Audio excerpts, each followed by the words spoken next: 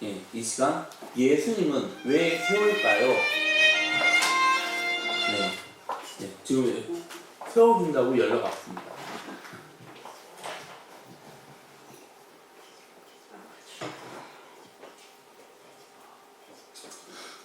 이 시간 예수님은 왜 세울까요? 이 말씀으로 은혜를 나누고자 하겠습니다. 여러분, 회사 가치 평가는 뭘까요? 회사에서 평가를 어떤 걸로 내릴까요? 그 회사의 기준은 뭘까요? 바로 인재입니다. 지금의 경제 너무나도 어렵습니다. 예전만큼 뽑지 않더라도 회사에서는 신입사원을 꼭 뽑고 있습니다. 그럼 회사에서 신입사원 뽑는 기준은 뭘까요? 인맥일까요? 아닙니다. 그럼 학력일까요? 아닙니다. 그럼 뭘까요? 이 사람이 우리 회사에 적합한 사람인지, 우리 회사에서 역할을 감당할 수 있는 그런 사람인지, 한마디로 뭡니까? 바로 인재에 대해서 말하는 것입니다. 회사에서는 인재가 필요합니다. 그래야 회사가 굴러가지 않겠습니까? 세계적인 회사 맥칸지에서는 지금 뭐라고 부르냐면 인재 전쟁이라고 부르고 있습니다.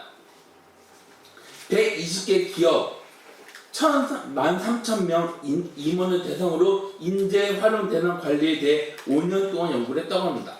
연구 내용은 인재 발굴 및 회사 유지입니다. 그게 핵심이라는 거고, 에드 마이클스 외에 3명은 성공하는 기업을 연구한 학자들은 전략, 기술, 시스템 등이 탁월한 많은 관심을 기울입니다. 물론 전략, 기술, 시스템 중요하지만 이것보다 중요한 게 뭘까요? 바로 사람이라는 것입니다. 그럼 왜 그럴까요? 여러분, 전략을 누가 만듭니까? 사람이 만듭니다. 기술을 누가 만듭니까? 사람이 만듭니다. 그럼 시스템은 누가 만듭니까? 사람이 만듭니다. 그래서 사람의 중요성에 대해서 강조하고 있습니다. 세계적으로 유명한 회사들은 전쟁을 벌이고 있습니다. 그럼 어떤 전쟁을 벌이고 있을까요? 바로 인재 전쟁. 마이크로소프트, 세계적인 기업입니다. 그 마이크로소프트는 해마다 20만큼의 인재들의 이력서가 쌓여가고 있다고 합니다. 그 많은 이력서 가운데 뽑히는 인재들은 20-30%에 불과합니다. 여기에서 나머지 인재 300명으로 구성된 캐디데이트 제네레이터 하는 인재 발굴팀에서 자체로 조사한다고 합니다. 그리고 직접 뛰어다니면서 찾는다고 합니다. 회사에 필요한 인재가 있으면 그 사람이 속한 회사를 아예 통째로 사버린다고 합니다. 가장 유명한 사례가 빌 게이츠 기술 전문 겸 소프트웨어 기술자 아눕 구타를 데려오기 위해 구타가 다니던 회사를 통째로 인수했다고 합니다. 사람들은 내가 인재인 것을 알리기 위해 뭘 합니까? 노력을 합니다. 한국경제협회에서는 삼성전자, LG전자, 현대자동차 등 11개 기업 인사 담당자를 상대로 기업이 원하는 인재를 조사를 했는데 4가지 공통점을 발견했다고 합니다. 4가지는 바로 개인의 역량, 국제 감각, 원만한 대인관계, 올바른 가치관입니다. 핵심 인재 특성은 전문 능력, 회사를 주도하는 인재, 변화 주도 역량, 변화 혁신을 주도하는 인재, 도덕성, 투철한 가치관, 조직관에 갖춘 인재, 인간미, 사랑과 운이 따르는 인재를 말하고 있습니다.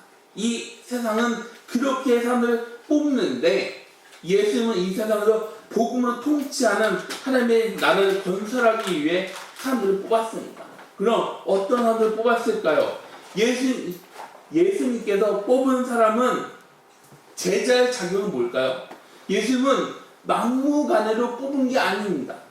예수님은 제자를 뽑기 전에 뭘 합니까? 산에 올라갔습니다. 산에 올라가기 위해 등산하기 위해서 올라갔습니까? 아니요. 기도하기 위해 산에 올라가셨습니다. 올라가서 밤새도록 기도하셨습니다. 예수님이 그렇게 기도했다는 자체가 바로 중요하지 않습니까? 예수님은 사역 시작하기 전에 40일 동안 금식하셨습니다. 십자가를 지기 전에 어떻게 합니까? 땀이 핏방울 될 때까지 기도하셨습니다. 그런 주님이 제자들을 막무가내로 뽑았을까요? 아니요. 밤새도록 기도하시고 신중하게 뽑으셨습니다. 12명은 예수님 사역에 중요합니다. 이렇게 중요한 사람을 부를 때에는 조건이 맞는 사람을 부르는 게 맞습니다. 그럼 제가 여러분한테 한 가지를 물어보겠습니다.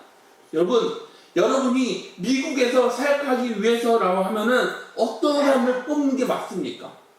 미국에서 미국인들 대상으로 사역을 하려면은 어떤 사람을 뽑는 게 맞습니까? 영어를 잘하는 사람 뽑는 게 맞죠. 그런 것처럼 외국에서 복음을 전하려면 그 나라의 언어를 잘하는 사람을 뽑는 게 맞습니다. 근데 예수는 유대인 랍비를 상대하려면 그 사람들이 잘 알고 있는 사람을 뽑는 게 맞지 않습니까? 그리고 일을 하려면 뭐가 필요합니까?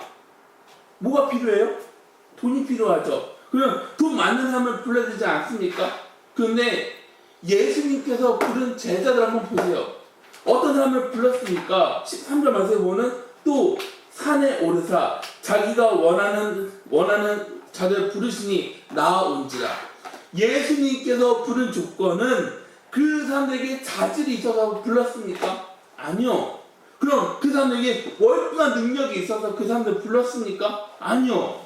그럼 그 사람들이 제가 하겠습니다. 저는 이거 꼭 하고 싶습니다. 그 사람들이 원해서 불렀습니까? 아니요. 그럼 예수님이 이 사람들 부른 조건이 아닙니다. 능력이 아닙니다. 그 사람들의 자질이 아닙니다. 그럼요, 바로 예수님이 원해서 예수님의 선택이라는 것입니다.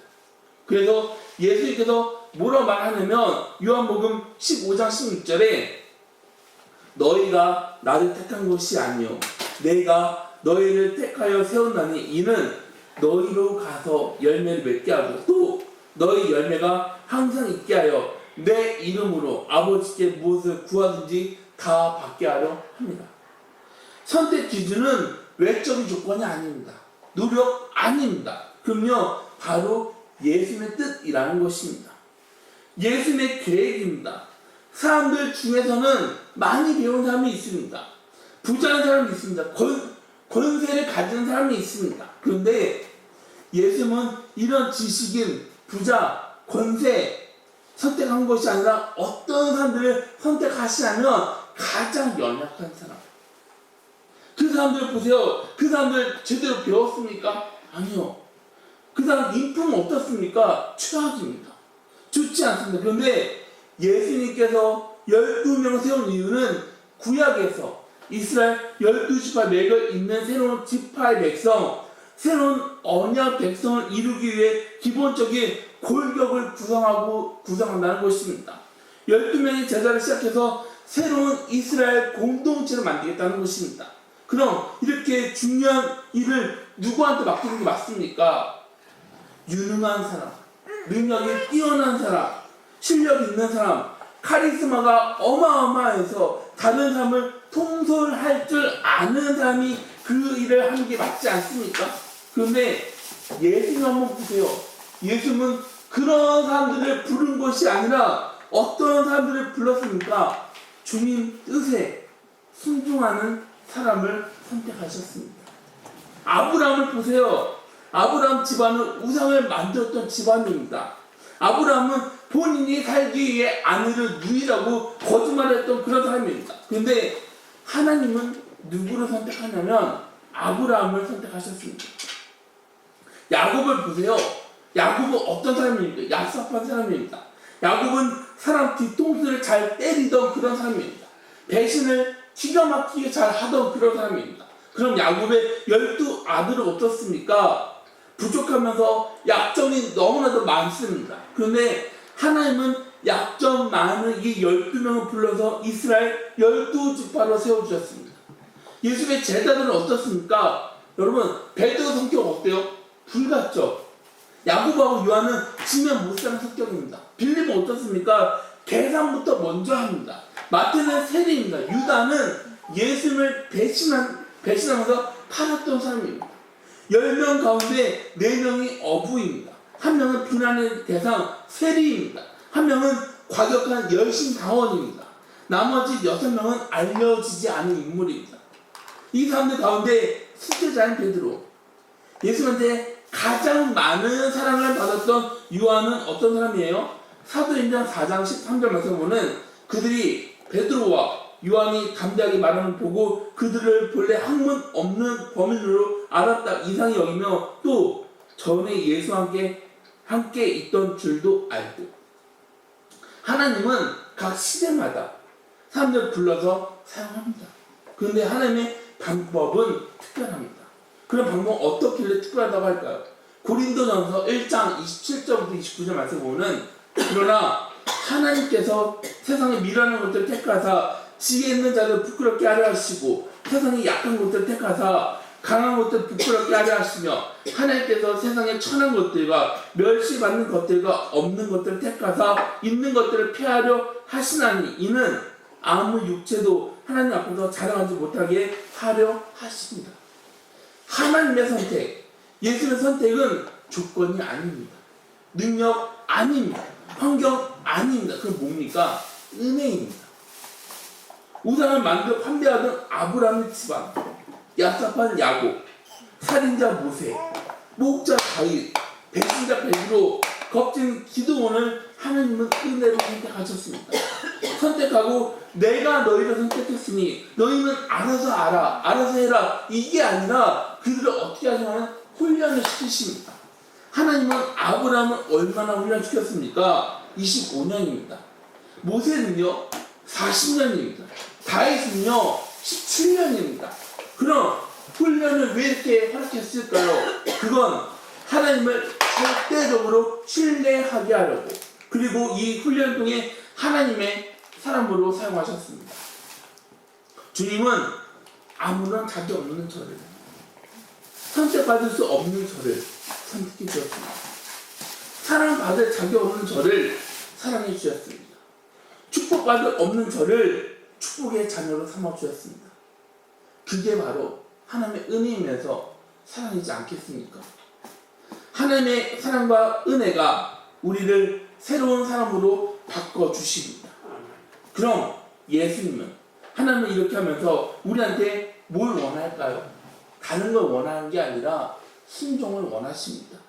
그래서 우리가 하나님을 예수를 선택하는 것이 아니라 하나님, 예수님이 우리를 선택해 주십니다. 그럼 예수님이 제자로 부른 목적은 제자들을 세우는 이유 세 가지를 분명히 말합니다. 첫 번째는 함께 하기 위함입니다. 예수님은 뽑아놓고 너네 마음대로 해라 이렇게 말했으니까 아니요. 그런 예수님은 제자들을 뽑은 다음에 뭘 하냐면 지도자로 그에 맞는 교육, 훈련을 시키셨습니다. 예수님은 제자들하고 얼마나 함께 합니까? 3년 6개월. 제자들은 예수님으로부터 훈련을 받았습니다. 예수님은 사람들하고 제자들에게 다른 비유를 말씀하십니다. 사람들에게는 하나님 나라 비유로 말합니다. 그런데 제자들에게는 본질적인 의미, 핵심 내용에 대해서 말합니다. 마가복음 4장 11절부터 12절 말씀 보면 이르시되 하나님의 나라의 비밀을 너에게 주었으나 외인에게는 모든 것을 비유로 하나니 이는 그들로 보기는 보아도 알지 못하며 또 듣기는 들어도 깨닫지 못하게 하여 돌이켜 죄사함을 얻지 못하게 하려 함이라 하시고, 그리고 제자들을 가르쳐 주셨습니다. 마가복음 10장 41절부터 45절 말씀에는 열 제자가 듣고 야고보와 요한에 대하여 화를 내거늘 예수께서 불러다가 이르시되 이방인의 집권자들이 그들의 임의로 주관하고 그 고관들이 그들에게 권세를 부리는 줄을 너희가 알거니와 너희 중에는 그렇게 아닐지 너희 중에 누구든지 크고자 하는 자는 너희를 섬기는 자가 되고 너희 중에 누구든지 으뜸이 되고자 하는 자는 모든 사람의 종이 되어야 하리라. 인자가 온 것은 섬김을 받으려 함이 아니라 도리어 섬기려 하고 자기 목숨을 많은 사람의 대성물로 주려 합니다. 그러면서 뭐라고 하냐면 마태복음 16장 24절 말씀입니다.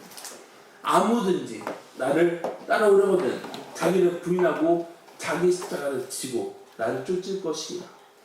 예수님하고 함께 하려면 십자가를 져야 합니다. 그런데 사람들은 십자가를 쫓아가는 것이 아니라 상품만을 쫓아가고 있지 않습니까? 우리가 살아가는 이 시대 상품화 시대입니다. 사람들은 오래전부터 상품화가 되었습니다. 상품화로 인해 십자가 성경은 돈이 되었습니다. 구원도 상품화가 되었습니다. 십자가를 장사하는 사람들이 많으면 교회가 타락하는 징조인 것입니다. 십자가는 결코 상품화가 될 수가 없습니다. 사람들은 돈이 배신하지 않는다고 돈이 최고라고 생각합니다. 그래서 돈으로 지배하는 이 시대에서 십자가를 상품화로 사용하는 유혹은 끊임없이 밀려오겠지만 십자가는 상품화의 수단이 되면 안 됩니다. 예수님은 이 세상을 힘으로 다스리기 위해 오신 분이 아니십니다. 십자가를 지심으로 죄인들을 섬겨주셨습니다. 십자가는 상품화가 되면 안 됩니다. 십자가는 섬김의 표시입니다. 십자가는 희생, 나눔, 고난의 표시입니다. 십자가는 사랑, 공의의 표시입니다. 예수님은 이 세상을 창조하셨습니다. 주님은 얼마든지 이 세상을 힘으로 제압할 수 있습니다. 그런 분이 왜 십자가를 지셨습니까? 십자가만이 하나님의 사랑, 공의를 이룰 수 있는 유일한 길이라는 것입니다. 예수님은 제자들에게 십자가를 지게 하려고 함께 했는데 제자들은 그걸 이해하지 못합니다. 그런데 부활하신 주님의 모습, 승천한 모습을 본 다음에 어떻게 됩니까? 완벽하게 변하지 않습니까? 그래서 마태복음 16장 24절에 보면 이에 예수께서 제자들에게 이르시되 아무든지 나를 따라오려거든 자기를 부인하고 자기 십자가를 지고 나를 쫓을 것이라. 두 번째 뭡니까? 전도하기 위함입니다. 주님은 얼마든지 다른 사람을 선택해서 아브라함의 후손으로 만들 수 있는 그런 분이십니다. 그런데 나같이 못합니다. 나같이 무능하고 나같은 답답한 사람들을 선택해서 태어나는 이유는 바로 기회를 주기 위함이라는 것입니다. 제자들을 보세요. 얼마나 답답합니까? 제자들 가운데 소심한 성격을 가진 사람이 있습니다. 완벽하지 않은 사람들입니다. 그런데 그 사람들을 선택해서 하나님 나라가 확장되기를 원하셨습니다. 전도는 우리 사명입니다. 전도를 통해 하나님의 나라, 예수 그리스도가 전해지게 됩니다. 고린도전서 1장 21절 말씀 보면 하나님의 지혜에 있어서는 이 세상이 자기 지혜로 하나님을 알지 못하고 도로 하나님께서 전도에 미련한 것으로 믿는 자들을 구원하시기를 기뻐하셨구나. 이 세상을 변화시키는 유일한 방법은 다른 게 아니라 복음이라는 것입니다. 사람들에게 복음을 전하면 어떤 취급을 받습니까? 미련하게 보입니다. 그게 밥을 먹여주냐? 그게 도대체 뭘 해주는데 그건 아무것도 해줄 수 없어. 그런데요, 복음만이 이 세상을 완전하게 바꿀 수 있습니다. 복음만이 사람을 180도 바꿔줄 수 있습니다. 여러분, 교회에서 일어나는 최악의 상황이 뭔지 아십니까? 전도하는 사람이 한 명도 없는 그 자체가 바로 최악인 것입니다. 그리고 교회에 사람을 데리고 왔습니다. 그런데 내가 데려온 사람을 내가 내 손으로 쫓아내는 사람이 바로 최악인 것입니다. 말씀을 통해 배워야 하는데 내가 선생으로 그 사람을 가르칩니다. 내 방식을 계속해서 가르칩니다. 예배에는 빠지지 말아야 돼. 헌금 이렇게 해야 돼. 기도 이렇게 해야 돼. 늘 앞에 나와야 돼. 이거는 영적으로 무장해제를 시켜버리는 것입니다. 여러분, 한번 예수의 모습을 생각해 보세요. 예수님께서 그렇게 가르쳤습니까? 아닙니다. 예수님은 그렇게 하라고 우리를 선택한 게 아닙니다. 마가복음에 예수님의 의를 한번 보세요. 예수님이 제자들 부를 때 뭐라고 하면서 불렀습니까? 마가복음 1장 17절 말씀 보면 예수께서 가라사대 나를 따라오너라. 내가 너희를 사람 낳는 어부가 되게 하리라 하시니. 그리고 예수님의 오심을 뭐라 말하냐면 마가복음 1장 38절에 이르시되 우리가 가는 가까운 마을로 가자. 거기서도 전도하리니 내가 이를 위하여 왔노라 하시고. 그리고 마가복음 3장 14절 말씀을 보면 이에 12를 세우셨습니다. 이는 자기와 함께 있게 하시고 또 보내서 전도도 하며. 12명을 왜 세웠습니까? 복음을 전하기 위해. 그리고 제자를 훈련시킨 다음에 파송합니다. 마가복음 6장 7절 말씀에는 12제자를 부르사 둘씩 보내시며 더러운 귀신을 제어하는 권능을 주시고, 그리고 제자들에게 뭘 부탁하냐면 마가복음 16장 15절에 또 이르시되 너희는 온 천하에 다니며 만민에게 복음을 전파하라. 그러면서 예수를 승천하기 전에 마지막으로 남긴 말이 뭡니까? 사도행전 1장 8절 말씀에 오직 성령이 너에게 임하시면 너희가 권능을 받고 예루살렘과 온 유대와 사마리아와 땅끝까지 이르러 내 증인이 되리라 하시니라. 그래서 우리가 뭔가를 하려고 하면 안 된다는 것입니다. 여러분, 순종의 결과를 한번 보세요. 사도행전 2장 41절에서는 3,000명, 사도행전 4장 4절에서는 남자만 5,000명, 사도행전 6장 7절에서는 많은 여가 나와 있습니다. 사도행전 8장 12절에서는 남녀를 침례했다고 하고 있습니다. 사도행전 9장 31절에서는 수가 많아졌다고 하고 있습니다. 사도행전 11장 21절에서는 수다한 사람들, 사도행전 21장 20절에는 수만이라고 말합니다. 데이비 왓슨이 쓴 제자도에 등장하는 이야기입니다. 만약 당신이 하나님으로부터 은혜를 받고 매일 밤에 1000명씩을 그리스도에게 인도한다면 전 세계의 삶을 그리스도에게 인도하는데 몇 년의 세월이 필요할까요? 인구 폭발을 생각하지 않고 1만 년이 걸린다고 합니다. 그런데 1년에 한 명씩 그리스도의 제자를 삼고 그들의 계속 인도한다면 몇 년이 걸릴까요? 32년이 걸린다고 합니다. 교회는 전통으로 인물로 인해 재정으로 프로그램으로 건물로 인해 행사로 숫자로 움직이는 교회가 있을 수 있습니다. 그런데 교회의 목적은 뭡니까? 바로 주님이 맡겨주신 사명으로 움직이는 교회가 되어야 한다는 것입니다. 사랑에 순종해야 합니다. 그래서 마태복음 28장 19절부터 20절 말씀에서는 그러므로 너희는 가서 모든 족속으로 제자를 삼아 아버지와 아들과 성령의 이름으로 침례를 주고 내가 너에게 분부한 모든 것을 가르쳐 지키게 하라. 볼지어다 내가 세상 끝날까지 너희와 항상 함께 있으리라 하시니라. 세 번째는 뭡니까? 바로 귀신을 쫓아내는 권세가 있다는 것입니다. 사람들한테 귀신 이야기를 하면 믿습니까? 아니요, 믿지 않습니다. 요즘 같은 세상에 귀신이 어디에 있냐고. 그래서 귀신의 말을 사용하지 않고 어떤 말을 사용하냐면 치유. 그런데 귀신은 존재합니다. 귀신은 나 있어 이렇게 말합니까? 아니요, 나는 존재하지 않아. 그러면서 공중 권세로 하나님의 뜻에 순종하지 못하도록 만듭니다. 믿는 사람을 불행하게 만듭니다. 그런데 예수님은 제자들에게 마귀, 그의 사자들에게 빠진 사람들을 하나님의 나라 백성으로 부르기 위해 귀신을 쫓아내는 권세까지 주셨습니다. 마가복음 6장 7절 말씀에서는 12제자를 부르사 둘씩 보내시며 더러운 귀신을 제어하는 권세를 주시고, 그러면서 누가복음 9장 1절에서는 예수께서 12제자를 불러 모으사 모든 귀신을 제어하며 병을 고치는 능력과 권세를 주시고, 이 세상은 굉장히 치열합니다. 그래서 뭘 합니까? 전쟁. 기업도 사회도 전쟁을 끊임없이 하고 있습니다. 그런데 사람들에게 일어나는 전쟁은 눈에 보이는 전쟁이 아니라 영적인 전쟁이라는 것입니다.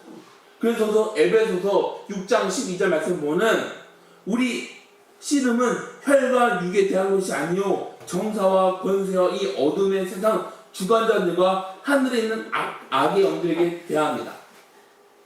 영적 전쟁은 눈에 보이지 않습니다. C.S. 루이스는 사람들이 두 가지 가운데 한 가지 잘못을 범한다고 합니다. 그건 마귀한테 지나친 관심을 쏟는다거나 마귀의 존재를 아예 무시해버린다고 합니다. 마귀를 부인하는 그 자체가 영적 전쟁의 패배라고 말합니다. 애들. 단어에 D라는 한 글자만 붙이면 마귀의 데빌이 되어버립니다. 악의 존재를 부인하는 사람 없습니다. 그런데 악의 근원인 마귀를 부인합니다. 에비라고 악한 자 더 데비를 분리시킵니다.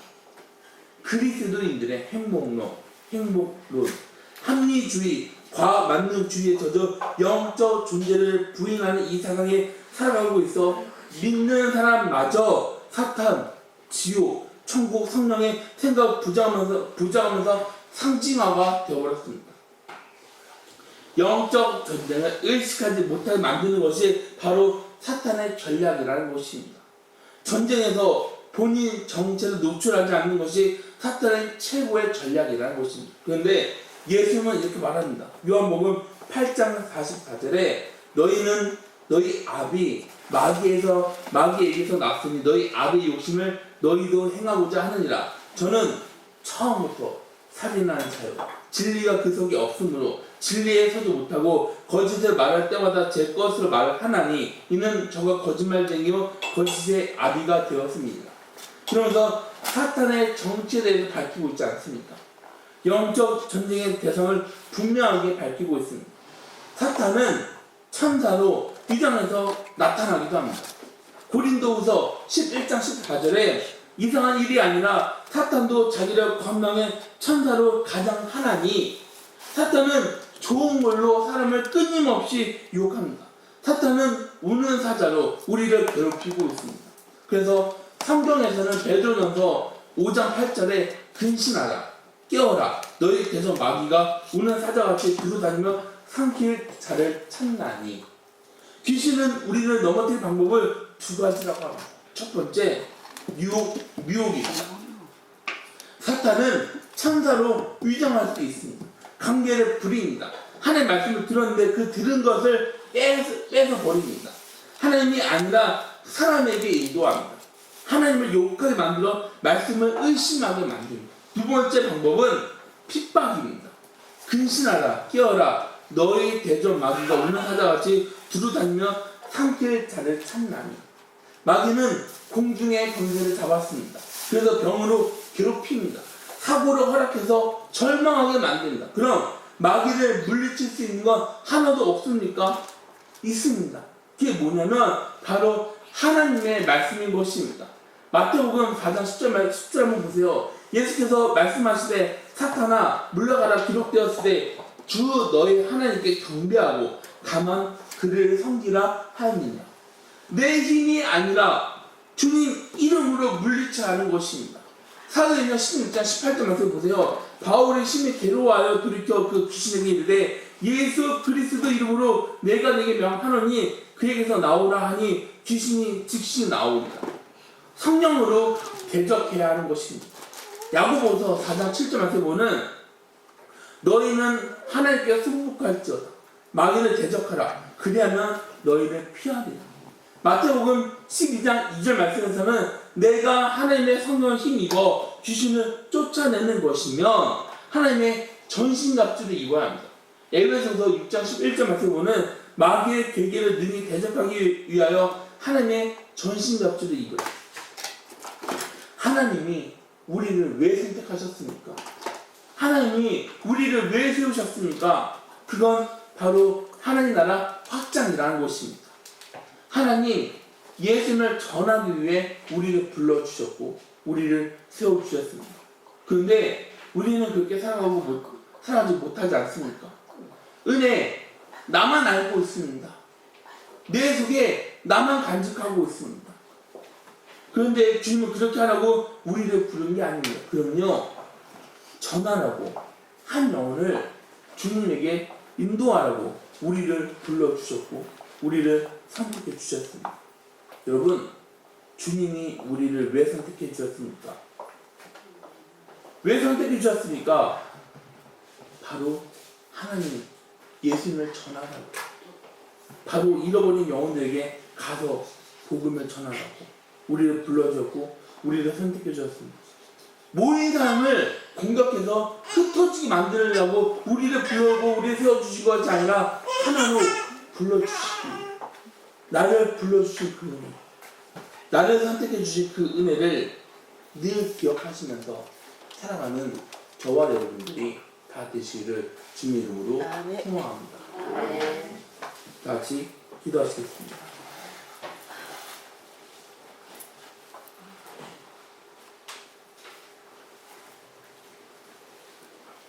사랑의 말씀 주님, 아버지, 주님은 우리를 불러주셨습니다.